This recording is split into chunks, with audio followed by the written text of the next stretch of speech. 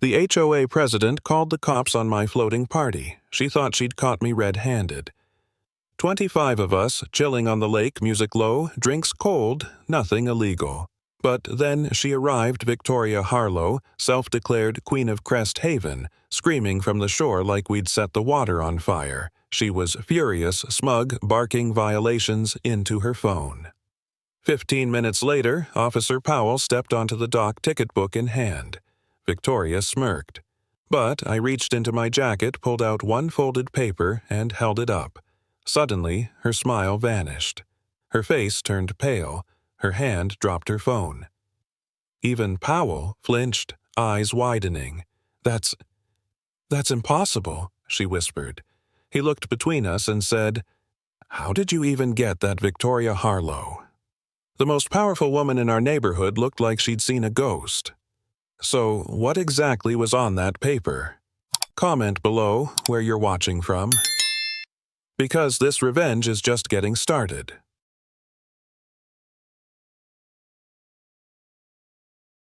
The sun danced on Lake Silverpine's surface as I hauled the last cooler onto my pontoon.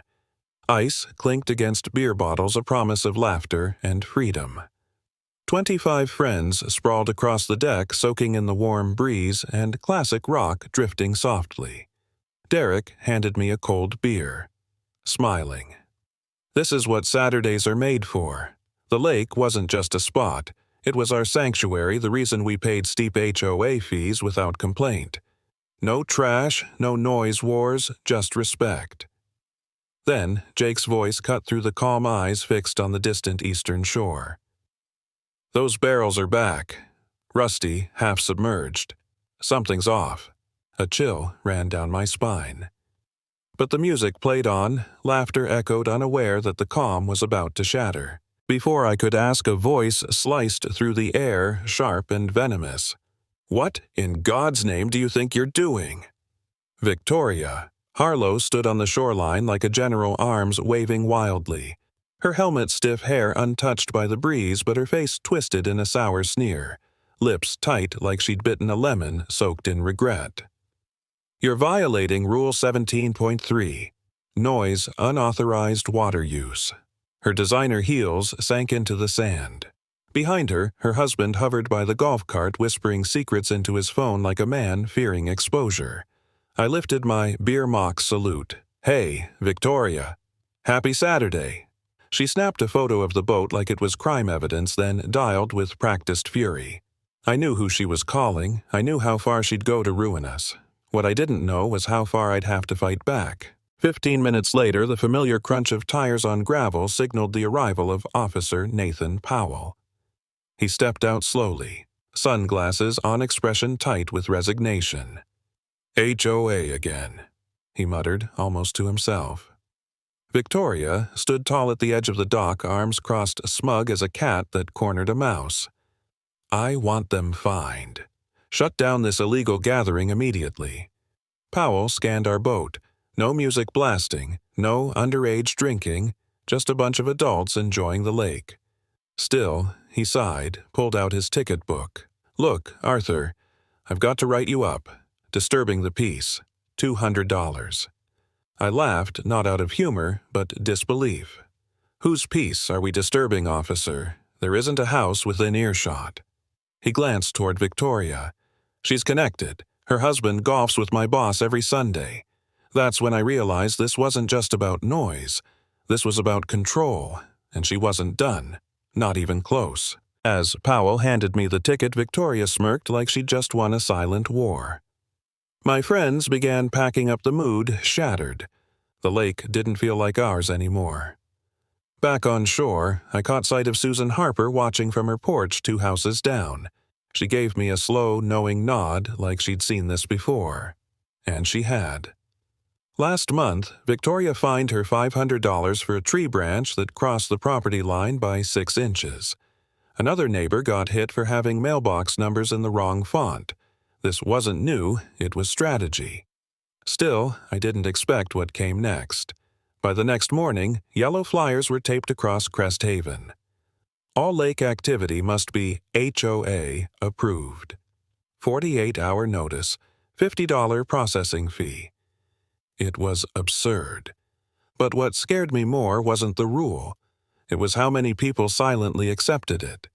Victoria wasn't just enforcing order, she was rewriting reality, and most people were letting her.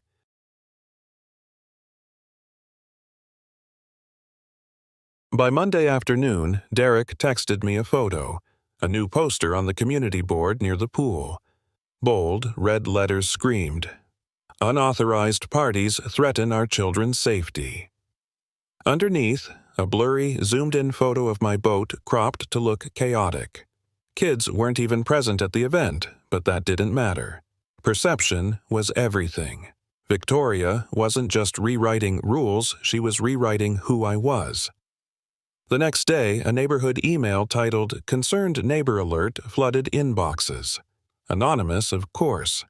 It accused me of drug use of inviting dangerous elements to our lake.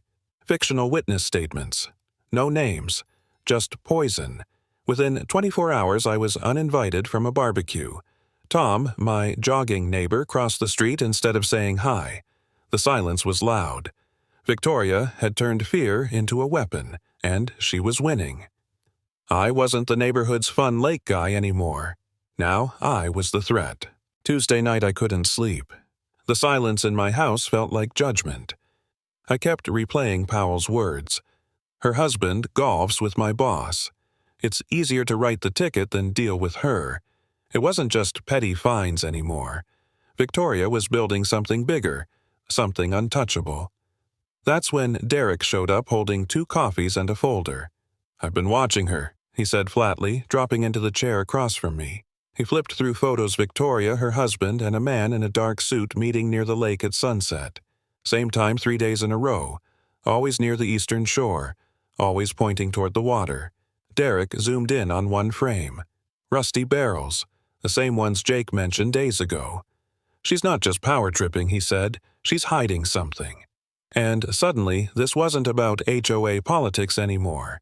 It was about what they were trying to bury beneath the surface. The next morning, I dove into Cresthaven's bylaws. Victoria loved quoting them. Rule 17.3 Noise Ordinance's landscape codes. But something felt off. Lake Silverpine wasn't listed under HOA jurisdiction. In fact, it wasn't listed at all. Buried in an old land survey appendix, I found the truth. The lake was under federal control, part of a watershed project that predated Cresthaven by decades. I sat back stunned. Victoria had no legal claim. Her rules, her signs, her fines, they were bluffs. I filed everything, backed up every screenshot, saved every document. If she wanted a war of paperwork, she'd picked the wrong guy. That night, as I passed by her house, I saw her in the window, smiling, whispering into her phone. She thought she was winning. But I had something now. Not just hope. Leverage. By Thursday morning, I was done playing defense. I compiled every file photos of the Barrels HOA flyers, Derek's surveillance shots. Then I wrote an email. Subject line: jurisdiction. Conflict HOA overreach on federal waters. I sent it to Director James Hargrove at the Federal Lake Authority. Attached everything: timestamps, maps, even Victoria's fake lake closure sign. I triple-backed it up, locked the folder, set up tracking receipts. 2 hours later, I got the read notification. Now, all I could do was wait. Meanwhile, Victoria wasn't slowing down. By that afternoon, new signs went up: no fishing, no boats, HOA authorization required. I saw a young mom trying to explain it to her daughter, maybe 8 years old, holding a tiny pink fishing pole. The little girl started to cry. That was the moment something in me flipped. Victoria had declared war, and now I was all in. Tuesday night, the community hall was packed. Standing room only. Victoria stood at the podium, bathed in the glow of a PowerPoint that screamed protecting Cresthaven. She smiled like a politician before a hanging. Neighbors. She began, syrupy sweet, we must address the disruptive behavior that's threatening our peaceful way of life. She clicked to a photo, my boat strategically zoomed and filtered to look like a floating nightclub. This kind of chaos cannot continue. She unveiled a new motion: all lake activities must be pre-approved, 48-hour notice, $50 processing fee. There were murmurs, confused faces, but no one stood up. Not yet. Then she paused. And I've received... Concerning reports, she said, eyes locking onto mine. Certain individuals may be using these gatherings for illicit activities. She didn't say my name. She didn't have to. The damage was done, and it wasn't even halftime. By Wednesday morning, the rumors weren't whispers anymore. They were inboxes, voicemails, and awkward silences at every mailbox. An anonymous email titled "Concerned Neighbor Alert" made its rounds. It accused me of hosting drug-fueled gatherings, cited fake witness statements, and hinted at dangerous outsiders being invited into Crest Haven. There were no names, no proof, just a toxic cocktail of fear and innuendo. The fallout was immediate. People stopped waving. Plans got canceled. Someone even crossed out my name on the HOA event sign-up sheet. Victoria didn't need facts, just suspicion. I watched from my window as neighbors I'd known for years now avoided my eye. They weren't bad people, just scared. And that's how she worked. Through fear, through silence, through shame. But I wasn't going to stay silent. Not when I knew exactly what she was hiding near the lake, and not when I was finally ready to prove it. Thursday evening, there was a knock at my back door. 3 quick taps, hesitant, but urgent. It was Susan Harper. She slipped inside, eyes darting like she expected Victoria herself to be hiding in the bushes. "I don't have long," she whispered, sitting at my kitchen table. "I work at First National. Last year I processed a loan package for Victoria's husband." She slid a manila folder toward me. "Integrated Waste Solutions. Disposal rights. Lake Silverpine. $1 million contract." My blood ran cold. They weren't just abusing HOA power for ego, they were covering up illegal dumping in a federal waterway. "She's protecting that deal at all costs," Susan said, "and if this goes public..." She didn't need to finish. This wasn't just HOA tyranny anymore. It was a crime, and now I had proof. Not just enough to fight back enough to burn it all down.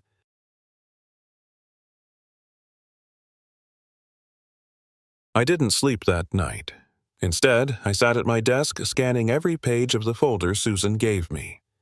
Loan statements, contract signatures, disposal, permits, all pointing to one truth. Victoria's husband had sold off the lake quietly, illegally, and Victoria weaponized the HOA to cover it.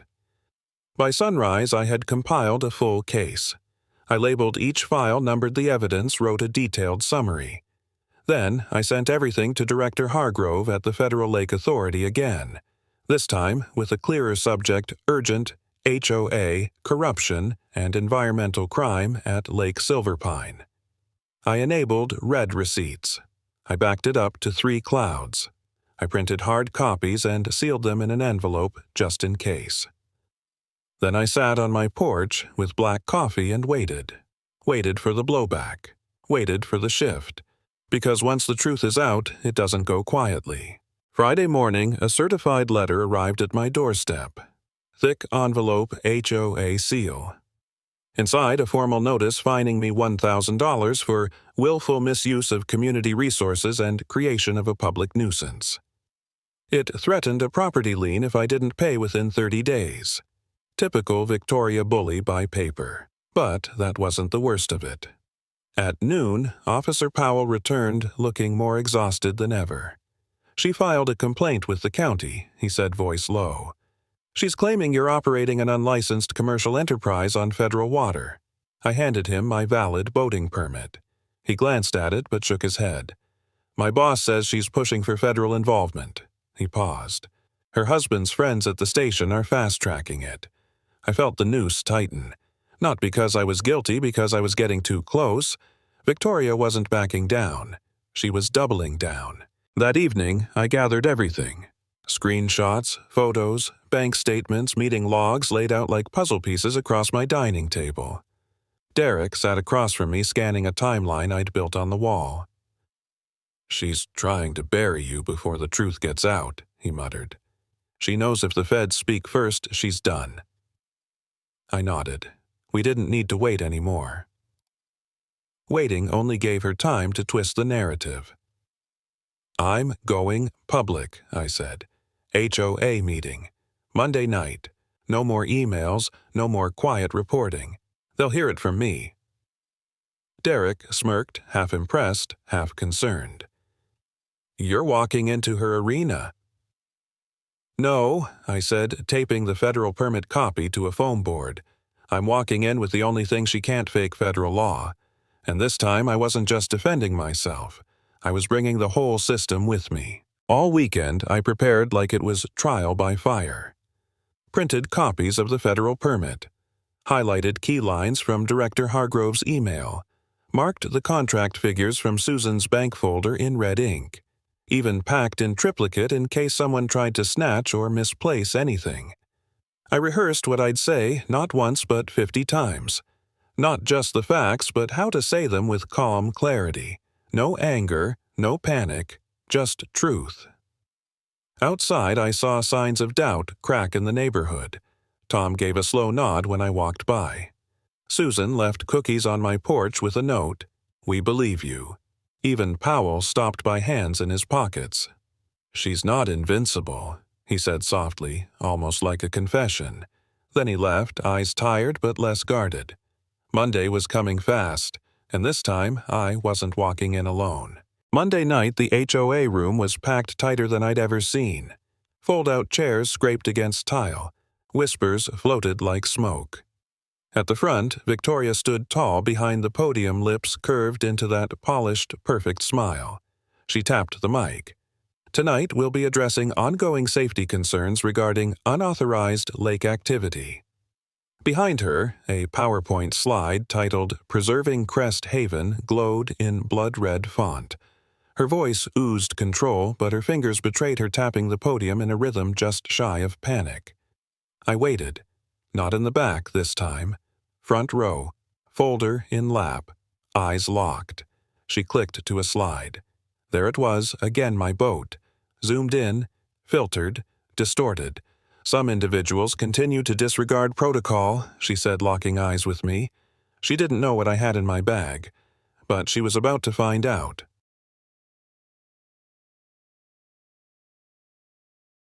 I stood before she could finish her next sentence.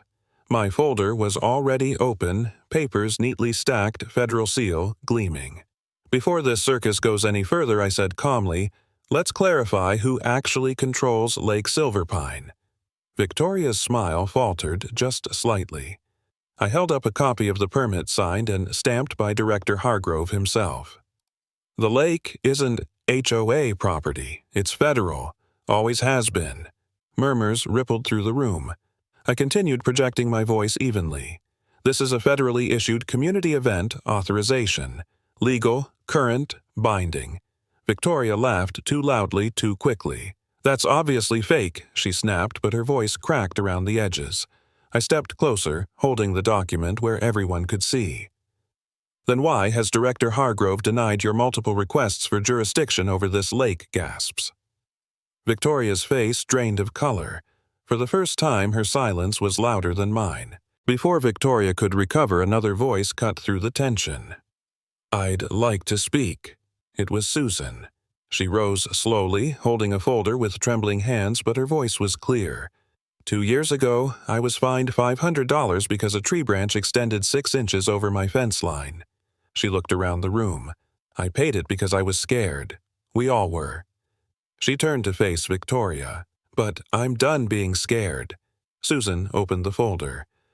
I work at First National Bank. Last year I processed a contract between Victoria's husband and Integrated Waste Solutions. She held up the paperwork. A $1 million deal for discreet disposal. Right at Lake Silverpine's coordinates. Gasps turned to outrage. She fined us for mailbox fonts, while poisoning the lake.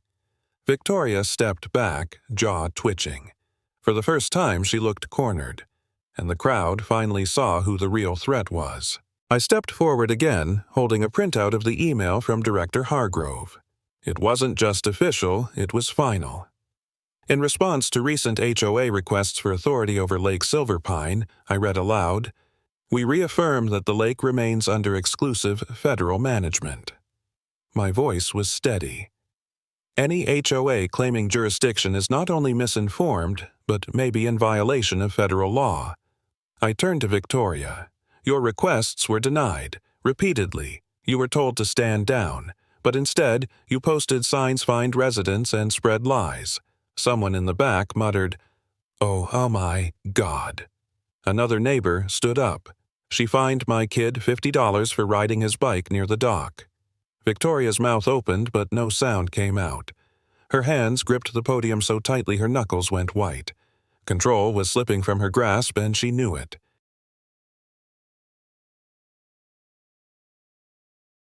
Victoria stepped back from the podium, breath short eyes scanning the crowd like she was searching for a lifeline.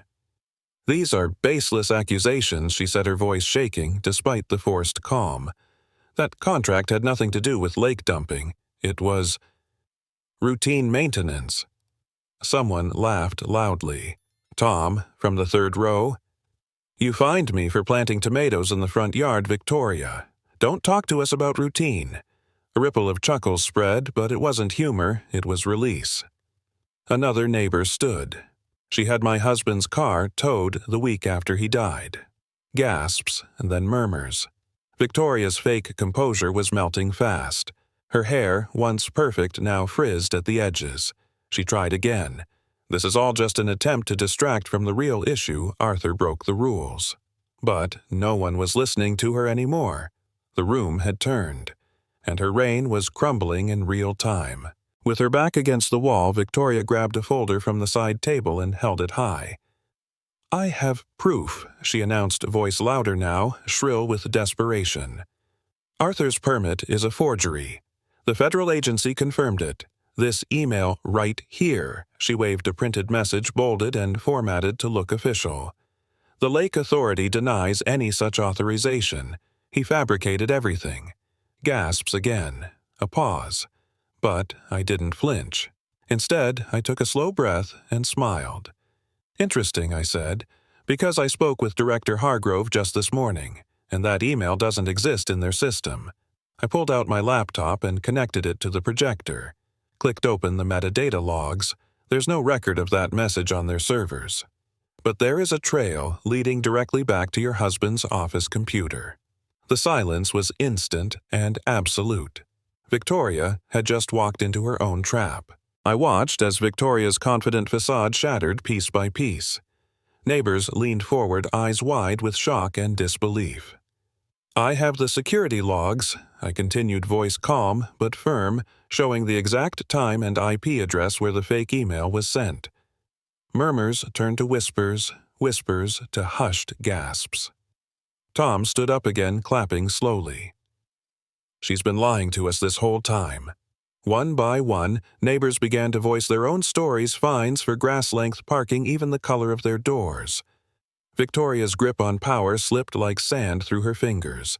Her usual sharp tongue faltered into desperate stammers. "You don't understand." She tried, but no one was listening. The room had made its choice. Victoria Harlow was no longer queen. She was exposed, and Crest Haven was ready for a new chapter.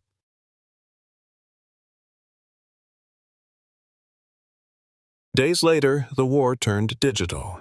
Victoria's allies launched a covert attack. A hacker, hired under a veil of secrecy, began fabricating emails official-looking but fake, accusing me of falsifying documents. I received a sudden visit from Officer Powell. "Arthur, there's a complaint about forged permits," he said, sighing heavily. "They want to hold you responsible for federal fraud."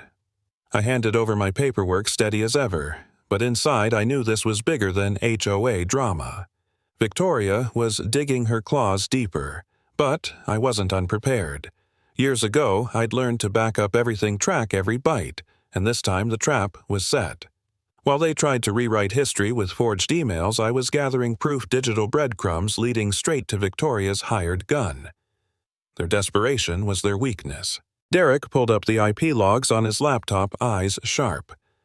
The signals coming from the east shore near Victoria's property. We watched as the hacker accessed my fake permit files, an obvious trap I'd set weeks ago. Every keystroke, every mouse click recorded and time-stamped. "He's sloppy," Derek muttered, shaking his head. "No VPN, no proxy, just a straight connection." Minutes later, screenshots popped up showing the hacker altering dates, forging signatures, fabricating evidence. I smiled grimly. This is his own confession. But it got worse. He tried to breach the federal database itself using stolen credentials, no less. That triggered alerts at the Lake Authority. "Federal cybercrime units are on it," Derek said, eyes narrowed. This just went from HOA politics to serious federal charges. The tide was turning, and Victoria's last stand was crumbling. Just after midnight, flashing lights lit up Crest Haven's quiet streets. Federal agents, along with local police, swarmed Victoria's estate. Boxes were hauled out, computers, files, encrypted drives, evidence of years of deception. Victoria was led out in handcuffs, her perfectly coiffed hair now disheveled. Her eyes darted nervously, realizing the game was over. Officer Powell approached me the next morning. "Thanks for the heads up," he said quietly. The cybercrime unit traced everything back to her husband's operation and their hired hacker. The charges were severe conspiracy, environmental crimes, falsifying federal documents. Victoria's grip on Crest Haven ended not with a bang, but a swift legal hammer. For the first time in years, the lake felt free. The community watched as justice, slow but certain, was finally served.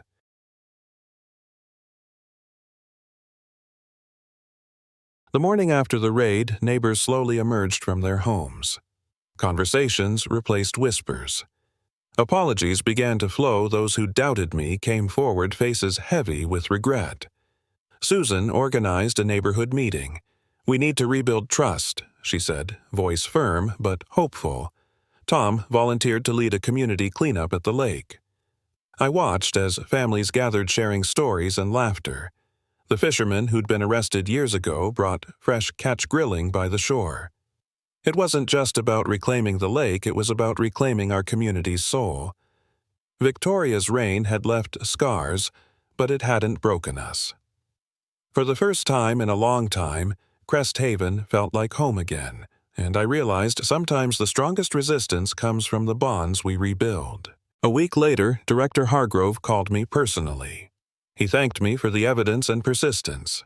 Then, he extended an unexpected invitation to join the Lake Silverpine Advisory Board. I accepted, knowing this wasn't just an honor, it was a responsibility. The board would oversee lake protection, community events, and environmental safety. Sitting around that first meeting table, I looked around at familiar faces, neighbors committed to change. We discussed plans for monthly gatherings, new security cameras, and educational programs for local kids. It felt like more than governance. It was a promise that no one would ever misuse this lake again, that our voices would be heard loud and clear. This was the real victory. Guarding the lake, guarding our home. 6 months later, Lake Silverpine was alive again. 500 people showed up, neighbors, friends, reporters eager to witness a community reborn. 3 pontoon boats lashed together formed the centerpiece, speakers pumping classic rock across the water. Families danced, children laughed, and even Tom's kids proudly showed off their fishing poles. Susan brought a cake shaped like a federal permit frosting bearing Director Hargrove's signature. I stood on the dock watching the sunset paint the lake gold and crimson. Powell stopped by, smiling for the first time in months. To Ryan, he toasted, raising his beer. "Thanks for reminding us all that backing up your community means backing up your truth." This was more than a party. It was proof that even the smallest voices could topple the loudest tyrants. And Lake Silverpine was ours forever. The lake eventually reopened, and under the watchful eye of the Federal Lake Authority, it slowly began to heal. Crest Haven's community, though scarred, started rebuilding trust, one honest conversation at a time. Real leadership isn't about control. It's about protecting what truly matters, our shared spaces, our children's future, and the integrity of our community. My story is just one of many. Fighting for what's right can feel impossible, especially when powerful people use the system against you. But truth, like water, always finds a way. When you stand up, you're never truly alone. If you've faced injustice or fought for your beliefs, share your story in the comments below. Let's remind each other of the power we have, even if it's just one piece of paper against an empire. Don't forget to like, subscribe, and share this video to support more stories like this. Thank you for watching. See you in the next video.